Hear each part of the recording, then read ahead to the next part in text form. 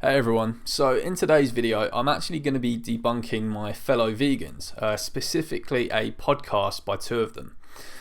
So to give you a bit of backstory, over the last few years I've had a lot of hate in the animal rights movement from intersectional vegans over something I said in a conversation in 2016 with Anonymous for the Voiceless co-founder Paul Bashir, where I basically said that I think a truly inclusive movement is one that's made up of people from a diverse range of beliefs. Now you'd think that that'd go down well, but it really didn't, and I have had so much vitriol for it since that I thought it was time to make a video debunking all the people who disagree with my point and who think that the animal rights movement should only be made up of people with of who they deem to have so-called inclusive opinions. So the podcast I'm going to debunk is called the Let's Rage Together podcast, and it's hosted by Taryn Mansfield, who was an old regional organiser for Anonymous for the Voiceless, and her friend Pete. And the episode in question is called Are All Animal Rights Activists Worth Supporting? And it includes a segment on me. Woohoo! Anyhow, what I said to Paul Bashir, which you will hear shortly, was deemed to be so problematic by Taryn, and indeed many intersectionals, that it was actually a key factor in her deciding to leave the organisation. Now, many people will be saying that it's not worth my time to give all my haters airtime and that instead I should just focus on just making vids debunking carnist arguments. But I feel like it's going to be a huge weight off my chest to just get this video out of the way so I can concentrate on doing exactly that. What's more is that I think Taryn and Pete's views in this podcast represent a huge problem in the movement that will only end up harming animals. So just before we begin, I'd like to say that I was not commissioned by AV in any way to do this video, and I'm not doing this video, on behalf of AV or anything like that, even though AV got a lot of heat for what I said because I work for the organisation. The opinions in this video are just my own, and I will strictly just be addressing the stuff I said in this conversation I had with Paul Bashir and the resulting toxicity from it.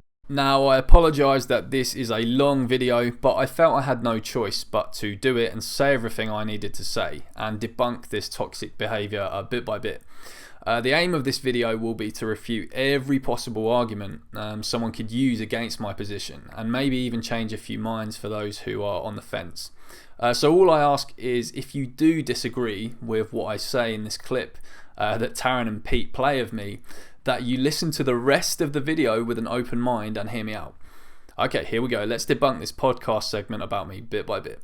Yeah, I'm really glad that I'm not involved with AV anymore. And another reason that I kind of left was that we're going to include another little clip now. And we're just dropping names because we don't give a shit. Yeah. So we don't need friends. Come at me, bro. Anyway, so George Martin, who some of you might be familiar with because he's... That is his name, right? George Martin. Yeah, I'm joking. Is there a singer George Martin? Isn't it George Michael? Oh, maybe. Pete knows pop music. So George Martin is one of the London organisers. And no, I'm not. I mean, I was back when it was just the London chapter, but that was ages ago, which is indicative of the time Taryn has departed from AV.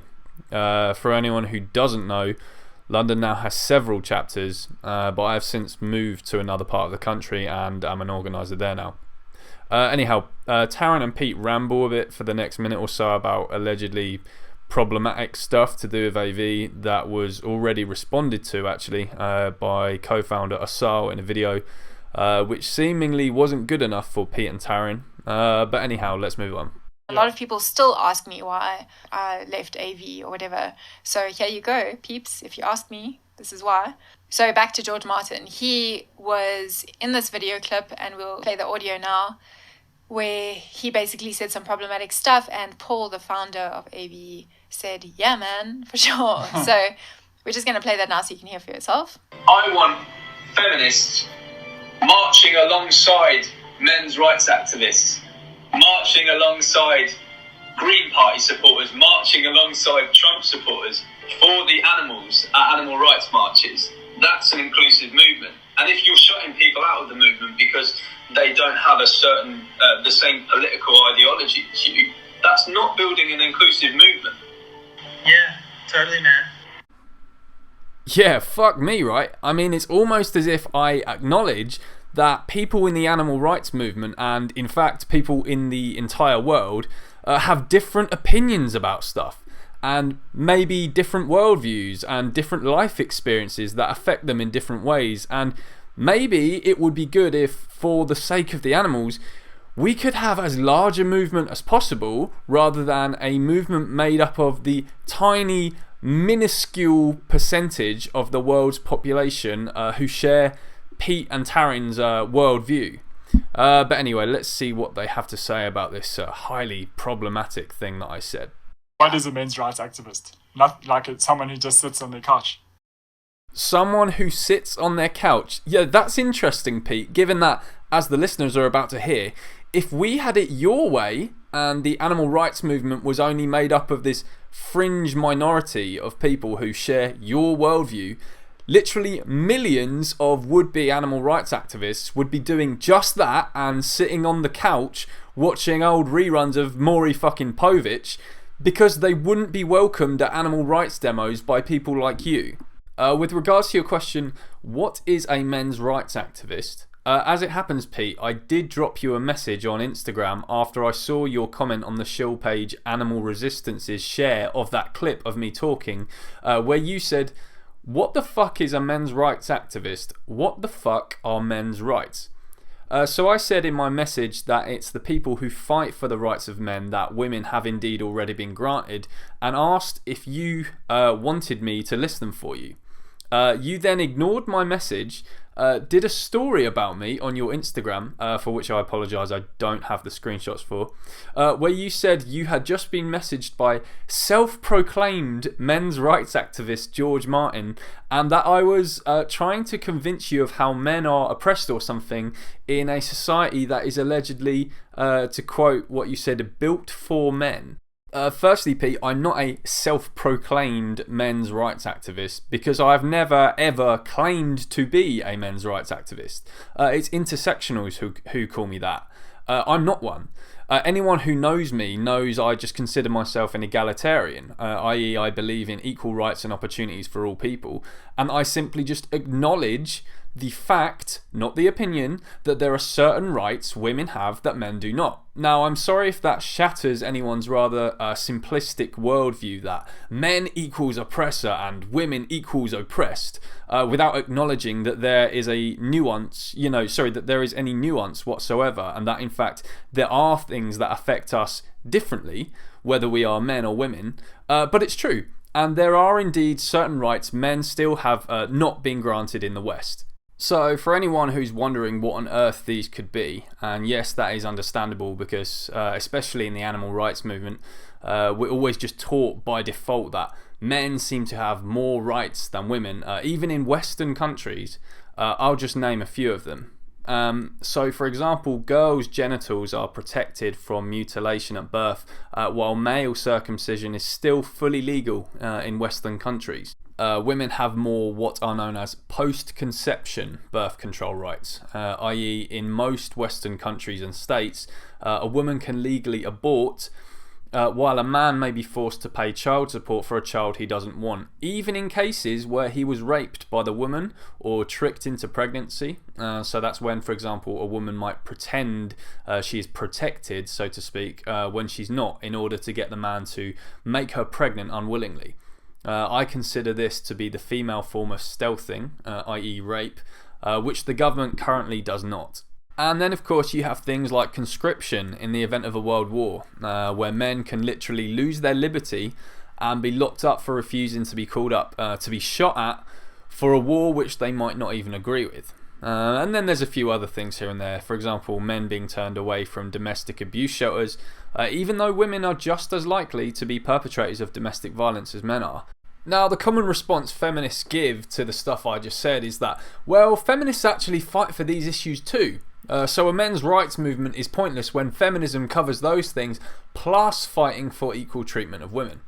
Now, if you are a feminist who genuinely does practice what you preach here when you say that, awesome, that's cool. But here's the thing. it's hard to believe that when you hear the stuff many feminists do say.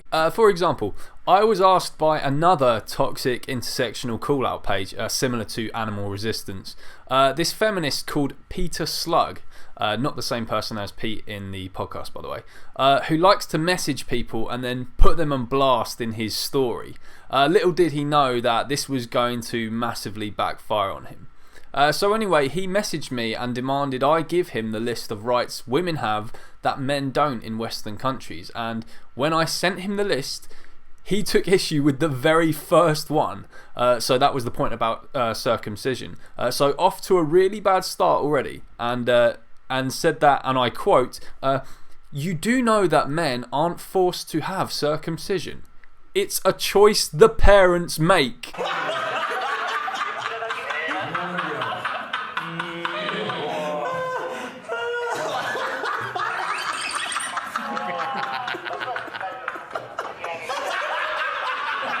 I then replied saying, "Yes, they are forced. Which baby boy has ever consented to circumcision? Circumcision should be something you choose for yourself." And he responded with, get this, "Have you ever tried asking a baby boy if he wants to be circumcised? That's a pretty stupid response. A child doesn't have the ability to speak a word, and you want to ask them for their consent?" What you just said is one of the most insanely idiotic things I have ever heard. At no point in your rambling, incoherent response were you even close to anything that could be considered a rational thought. Everyone in this room is now dumber for having listened to it. I award you no points, and may God have mercy on your soul. So this feminist is literally saying to me that if the victim is unable to vocally confirm consent, then it's not a rights violation. I mean, where have I heard that logic before? So then when I try to explain to him the concept of bodily autonomy, he replies with, fucking get this, it gets better, "This coming from a cis white privileged male." Yeah, funny Peter Slug, how this cis white privileged male seems to understand the concepts of consent, bodily autonomy and basic rights violations better than you. Now here's the thing, this guy loves to call people out on his Instagram stories, so I thought I'd do the same to him, and guess what? Not even a single intersectional vegan called him out for saying this clearly oppressive stuff about defenseless little boys having their bodies violated without their consent. Seems there is maybe some kind of agenda here where, again, perhaps the childish dichotomy of men equals oppressor, women equals oppressed is being enforced, and anyone who challenges this agenda will be scrutinised, and anyone who says even the most oppressive stuff, so long as they agree with this agenda, are not called out. Now, what's my point here then? My point is that while I'm not a men's rights activist myself, feminists like Peter Slug and feminists like Taryn and Pete from the podcast are the reason the men's rights movement exists. Because despite what they claim, many of these feminists are not interested in fighting for the rights of men at all, and will just poo-poo these injustices by saying that circumcision is fine because the child doesn't choose it themselves, like Peter Slug said, or saying men's rights is nothing, or saying what the fuck are men's rights, as Pete says. Now, please don't think I'm tarring all feminists with the same brush. I'm not, and I acknowledge that many feminists are against circumcision, they are against conscription, and so on. But it's the statements feminists like these that Peter Slug and Pete makes that are the reason a men's rights movement exists in the first place. I don't understand what that is. Yeah. So anyway, this is really problematic for me. For George Martin to say this and for Paul to be like, yeah, man, for sure. To say that an inclusive movement means including people like Trump supporters or men's rights activists, you are completely invalidating the experience of other people. Yeah, newsflash, Taryn. Literally all people, including yourself, have views that others deem to be oppressive, problematic, and invalidating of the experiences of other people. And this is what gets me about the entitlement of these intersectionals who have this view against what I said. They actually think that their views are above scrutiny and that their views would not be deemed as oppressive to millions of people worldwide, billions in fact. They live in this simplistic dichotomy yet again where left wing is anti-oppression and right wing is pro-oppression. In reality, it doesn't work like that. So, sorry to burst your bubble, Pete and Taryn, but the reason people are conservative is because they believe left-wing belief systems are harmful and oppressive in some way. The reason men's rights activists do their marches is because they see people like Pete and Peter Slug as oppressive and non-inclusive themselves. So let me give an example of a group of people who are far more conservative in their belief system than Trump supporters. I am of course talking about Muslims.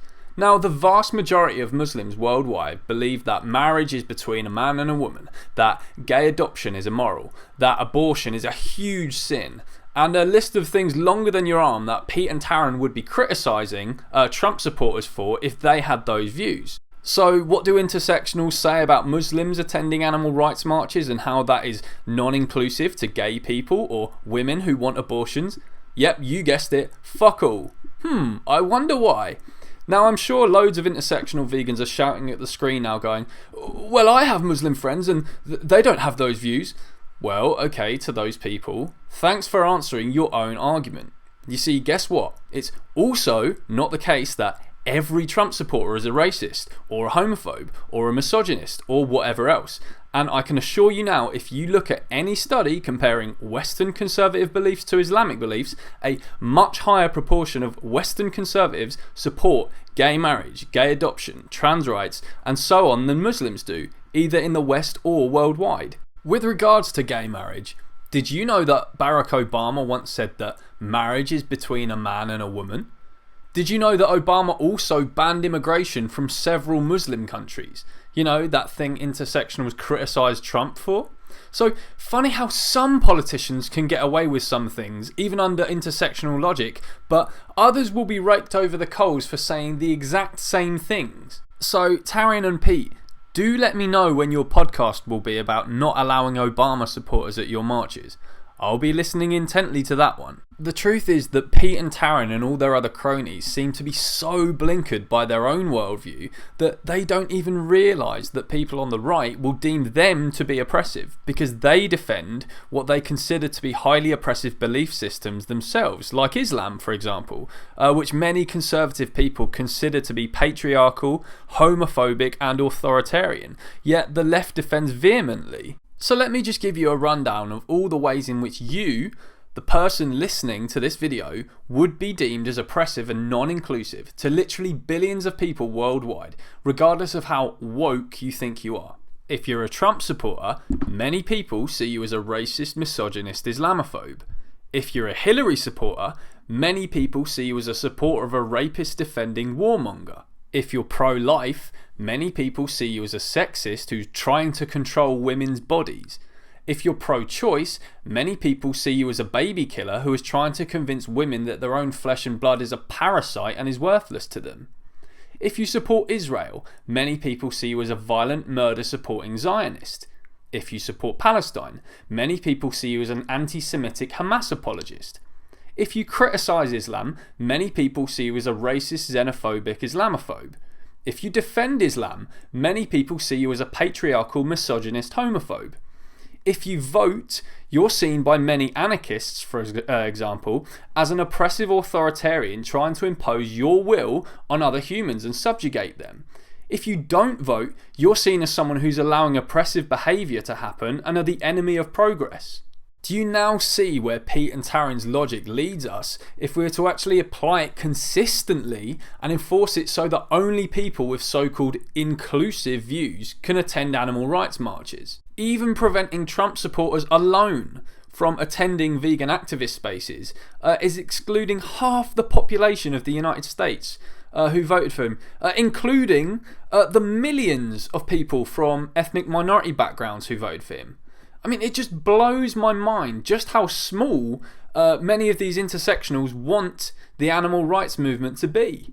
Now, in response to some of this, they also drew up a document in terms of their, not their mission statement, but their like kind of ethical guidelines saying that they have zero tolerance for discrimination. So they've stated that if there's like sexual assault allegations or any accusations of racism or anything like that, that there would be zero tolerance and the person would be asked to leave the organization. To their credit, that's good. They say they've investigated some cases of that already. That's cool in theory. But then you have George Martin saying, let's embrace the Trump supporters and the climate change deniers. So now Taryn is lumping in climate change denial with what she deems to be oppressive behaviour, and saying that climate change denial is not part of building an inclusive movement. For the record, I don't deny climate change, but I'm not so entitled to think that people who don't share my view on this should be excluded from animal rights marches. Anyhow. You know, And the racists and the right-wing people. Racists, eh? That's funny, Pete, because on Animal Resistance's share of my conversation with Paul to call us out, you were one of the 20 people who heart-reacted a comment saying, of course they'd say that. Their white, abled males haven't experienced 1 ounce of racism, sexism, ableism, etc. And so they come out with shit like this. Whitewashing ethnic minorities is pretty damn racist, and it doesn't take a genius to work out that someone whose surname is Bashir is hardly descended from fucking Iceland or Norway or some shit. So yeah, Paul, the guy who was agreeing with my points in the conversation, is not white. He's Middle Eastern, and he faced lots of racism growing up at a predominantly white school in a predominantly white country. He told me some really fucking shitty things the kids at school used to say to him, which I won't repeat here.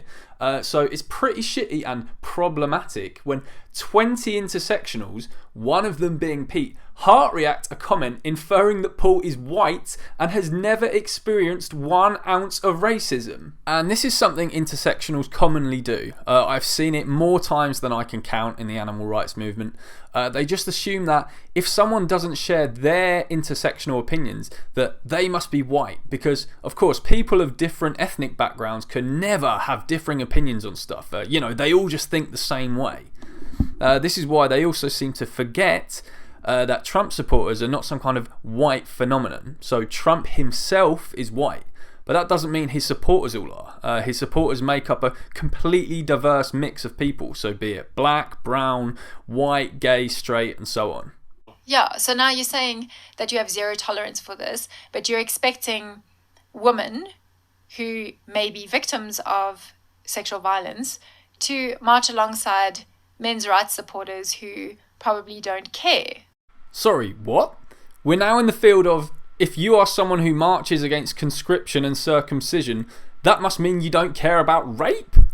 Seriously, Taryn, come on. Now, I will be honest, I have seen some pretty fucking shitty comments before by men's rights activists, so maybe that is what Taryn is referring to. I saw a screenshot once, for example, of a men's rights activist who said he would always vote not guilty in a rape trial in court, regardless of the evidence, i.e. if the guy was actually a rapist. Now, that specific guy is a fucking piece of shit and doesn't deserve to live. But here's the thing, I've seen feminists make equally disgusting and oppressive comments as well. Take these for example. The victims of false rape allegations have a lot of pain, but it's not necessarily a pain I would have spared them. I think it ideally initiates a process of self-exploration. How do I see women? If I didn't violate her, could I have? Do I have the potential to do to her what they say I did? These are good questions. Here's an unpopular opinion. I'm actually not at all concerned about innocent men losing their jobs over false sexual assault allegations. Sorry, if some innocent men's reputations have to take a hit in the process of undoing the patriarchy, that is a price I'm absolutely willing to pay. Yeah, I'm not fucking sure many of those people who are actually fucking affected by that would be willing to pay it, you fucking idiots. So I'm wondering now if Taryn will be shutting out feminists from attending marches because of the opinions of these people, because I can assure you most people wouldn't feel comfortable around those two ladies in the screenshots I just shared. But I imagine Taryn's answer will be no, and that's different. Now a response that many feminists might give to this might be, well, they're not real feminists if they say man-hating stuff like that. Man-hating isn't feminism. And great, if that's not your brand of feminism, cool, awesome. But What else were those women if not feminists? Men's rights activists? So here's the thing, when you shut out men's rights activists because you just assume that they're misogynists who hate women, you just sound no different from the anti-feminists who say that feminists are just a bunch of misandrist man-haters who want to lock up innocent men to destroy the patriarchy. It's the same logic. The truth is you can't tar every single person with the same brush like that. Feminists have different opinions from one another. Some are nice, some are scummy. Men's rights activists have different opinions from one another. Some are nice, some are scummy. What has happened? Or they think feminism is a joke. What about people who think men's rights are a joke, Pete? In your own words, you said men's rights is nothing. So how are you different from people who say feminism is a joke? Maybe, Pete, a man who had his penis amputated as a little boy after a botched circumcision doesn't want to march next to someone who says men's rights is nothing. So maybe, Pete, you should be banned from the next animal rights march in your city because to you, men's rights are a joke. Exactly. Or Trump supporters who are fine with being anti-immigration and outright racist to march alongside people of colour. That is not inclusive. You know what else is not inclusive, Taryn? Just assuming that every Trump supporter is a white supremacist or something and that millions of people from ethnic minority backgrounds in the United States didn't vote for him. Also, how fucking dated and cliche is the idea that a person of colour wouldn't want to march with a Trump voter? As if that's the way it just works by default and it's never the other way around. You can equally get white anti-Trump people and black Trump supporters, and maybe the black Trump supporters wouldn't be comfortable marching with some jumped up intersectional, invalidating their worldview and telling them that their opinion doesn't count. It's the calm before the storm right here. And any fan of mine who's a supporter of his, I'm drawing in the sand a line. You're either for or against. And if you can't decide who you like more in your split on who you should stand beside, I'll do it for you with this. Trump's your president. He's your president. He's your president. Trump's your president. He's your president. He's your president. Wait. Trump's your president. So get over it. Stop crying like a baby and a little bitch. So Taryn's idea here that a person of colour wouldn't want to march next to a Trump supporter is based on mere stereotype and on the personal views of intersectionals and anti-Trump people. Now, you're not the voice of black or brown people, Taryn. They don't want you speaking on their behalf. I mean, when you say a person of colour wouldn't want to march next to a Trump supporter, which people of colour are you talking about? Do you mean anti-Trump people of colour? That's what you mean. You certainly don't mean the billions of people of colour worldwide who wouldn't give a fuck and who, unlike you, don't just automatically assume that someone who votes for a conservative politician is racist. It's also pretty racist when intersectionals respond to this stuff about minorities voting for Trump by saying stuff like, oh, well, they don't know what they're voting for. Seriously, get the fuck out of here. How patronising is that? They do know what they're voting for. They just have an opinion that is different from your own. And that's cool. If ethnic minorities want to vote for Trump because they believe he has the best policies and that he is not some kind of racist piece of shit, let them.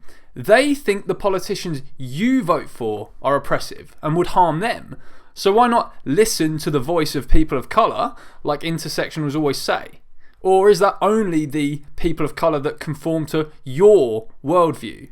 But here's one of the funniest things about Pete and Taryn's narrow worldview. They're so stuck in their little bubble that perhaps they don't even realise that in comparison to most leaders worldwide, Trump is essentially a fucking social justice warrior. Another newsflash for you, Pete and Taryn. Most people in the world have highly conservative views that would make Trump look like Bernie fucking Sanders. I am proud to be gay. I am proud to be a Republican. But most of all, I am proud to be an American. As your president, I will do everything in my power to protect our LGBTQ citizens from the violence and oppression of a hateful foreign ideology. Believe me.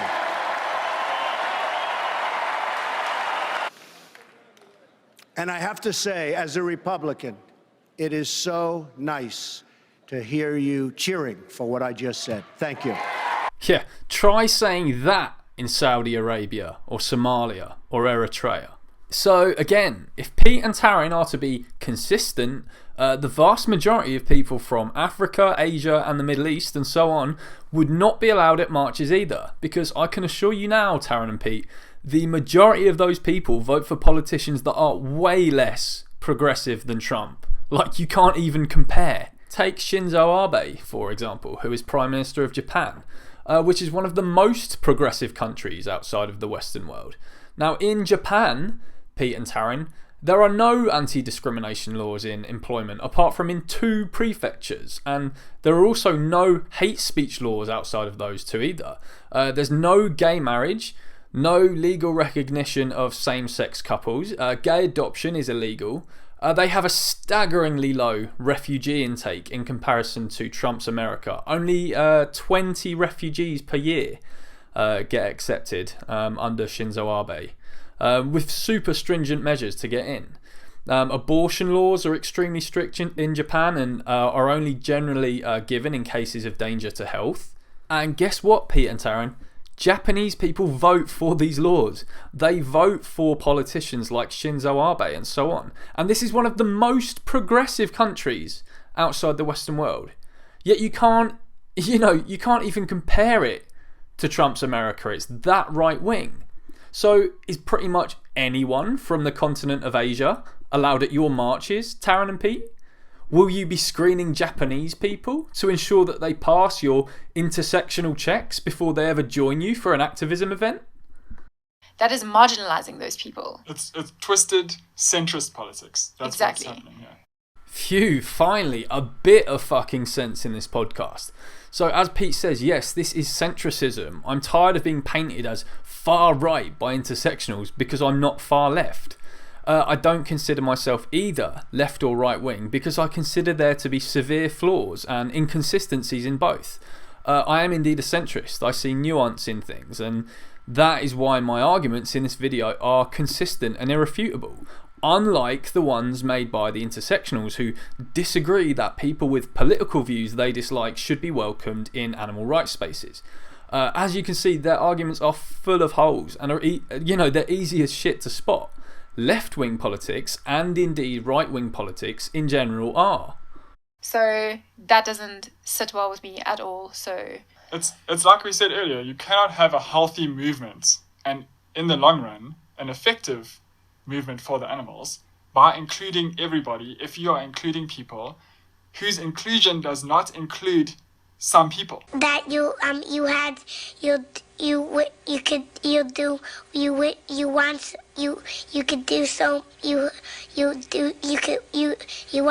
want. Okay, but seriously, as has already been addressed, that logic could be applied to literally everyone.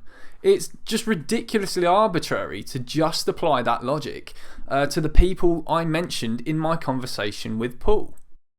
Yeah. Like, how could you expect a Jewish person or a person of color to march alongside a Nazi?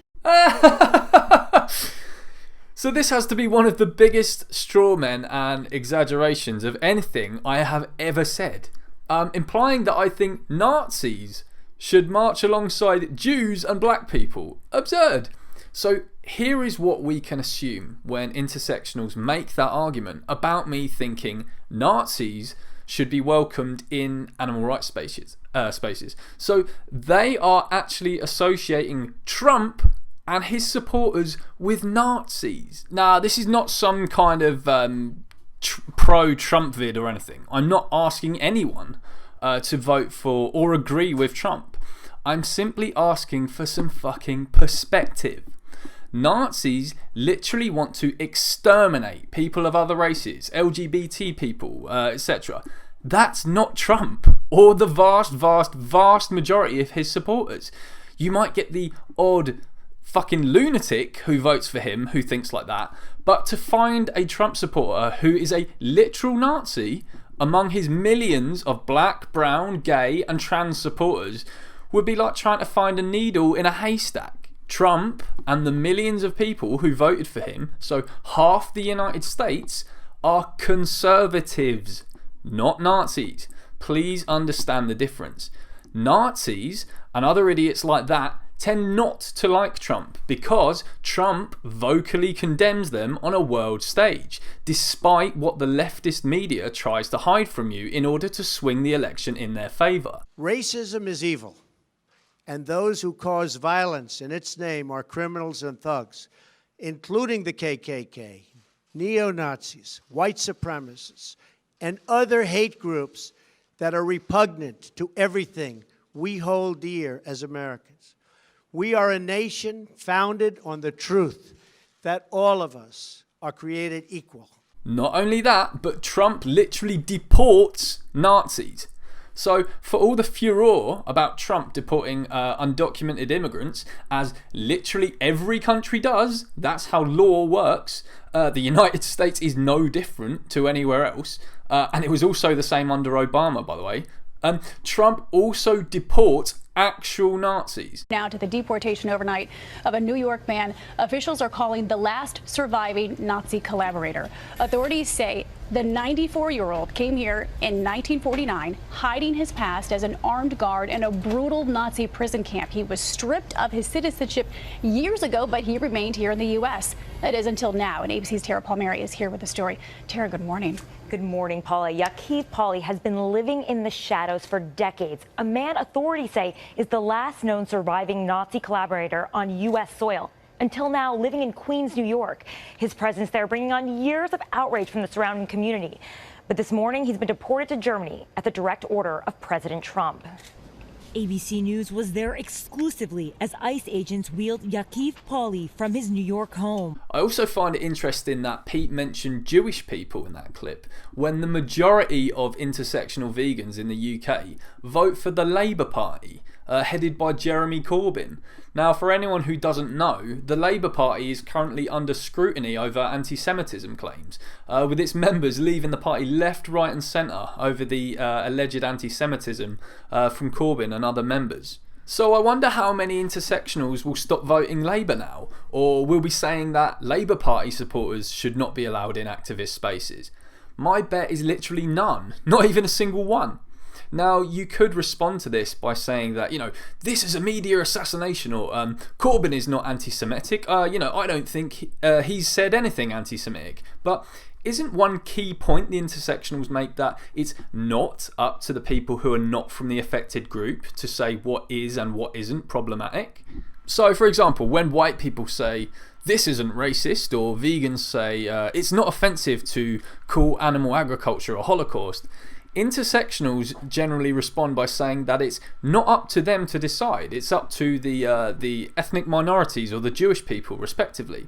So, seeing as many Jewish people in the UK deem Labour to be anti-Semitic as a party, I assume you'll be listening to them and stop supporting them, or banning their supporters from your demos now, right?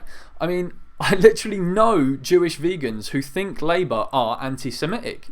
So, if you're speaking over them and saying Labour Party supporters should be allowed at AR marches, literally, how are you any different at all from Trump supporters allegedly speaking over POC and saying that Trump is not a racist and it's just media assassination? It's exactly the same thing. You can't ban Trump supporters from animal rights spaces if you don't also ban Corbyn supporters. With regards to this whole Nazism thing, I find it amusing that intersectionals tell us not to call animal agriculture a Holocaust and compare it to Nazism, but then they will compare Nazism and the Third Reich to Donald Trump's fucking presidency. I mean, which is more similar? As ridiculous as that sounds, there are far-right vegans who think that these people should die. Unfortunately, there might be the odd one here or there, but hear me out. Those are not the activists I'm saying should be welcomed into animal rights spaces. Never did I suggest in that short clip of me that you played that people who literally want their fellow activists fucking exterminated should be allowed at marches. Again, the fact that you have turned what I said about Trump supporters and men's rights activists into that is beyond ridiculous. But here's the thing, the far left thinks it's shit don't stink when it comes to people in the animal rights movement who think others should die. Sorry, but have you seen some of the shit intersectionals say and some of the groups these people support? I've seen intersectionals say that they think it's okay to murder police. I've seen fucking Khmer Rouge apologists who say that they support killing the rich. There are vegans who are Hamas apologists, vegans who are IRA apologists, and the list goes on. So why the fuck does Pete not mention those vegans who, by the way, far outnumber the amount of vegan Nazis? Do you know what I mean? So how the fuck is it an inclusive movement to include everyone like that? Took the words right out of my mouth, Pete. And I will join you in vocally condemning all the Khmer Rouge apologists and cop killer apologists in the animal rights movement who think others should literally be murdered because of their wealth status or because of their job. But anyway, I'm going to finish this video with a point about possibly the most staggering piece of hypocrisy in all of this. And that is that, of course, these people, i.e. the people condemning me for what I said, literally march alongside non-vegans at human rights marches. It's a statement too fucking hilarious not to be satire, but I assure you it's true. Trawl through the profiles of anyone who says you can't have an inclusive movement where so-called oppressive beliefs are allowed, and you'll find them attending things like BLM demos or pro-Palestine demos, marching hand in hand with people who literally pay to enslave and murder innocent beings. In Minnesota, chants from Black Lives Matter protesters are drawing disgust from police. The protesters took to the streets Saturday in St. Paul outside of the state fair, yelling, quote, "Pigs in a blanket, fry 'em like bacon," end quote. Some believe the chant refers to putting police officers in body bags. Pigs in a blanket, fry 'em like bacon. Doesn't sound too inclusive to me, Pete. Again, I eagerly await you and Taryn's podcast on this issue. You know, it's ridiculous just how many of my haters have consistent anti-oppression written on their profile when they're literally the least consistent people in the entire animal rights movement. So there you have it. The idea that we shouldn't have a movement made up of people from different sides of the political spectrum comprehensively debunked. In order to be consistent with your views, if you disagreed with what I said in that clip of me they played on Taryn and Pete's show, you'd also have to ban from activist spaces Muslims, Labour Party supporters, feminists, pro-choicers, anyone who votes for pretty much any politician at all in a non-Western country, and literally every single person in the entire world. Now, honestly, I can't think of how anyone could respond to this video without sounding completely hypocritical. In my opinion, I've covered pretty much every rebuttal here one could possibly make, and I think anyone would be really hard pressed to find room to manoeuvre here when it comes to debunking my argument. Now, something to take note of. You'll notice that a few people will share this video and say just how problematic it is and how problematic I am. But what you'll also notice is that they won't actually come up with any points debunking what I've just said. This is because they can't, and they're just experiencing cognitive dissonance, because their mantra is not really about inclusive spaces, and it's not really about being non-oppressive. It's about power. It's about building a movement solely made up of people with their own political beliefs, no matter how oppressive, racist, homophobic, or anti-Semitic non-intersectional vegans find it. That's all for now. Don't forget to like and share this video and subscribe to Carnism Debunked.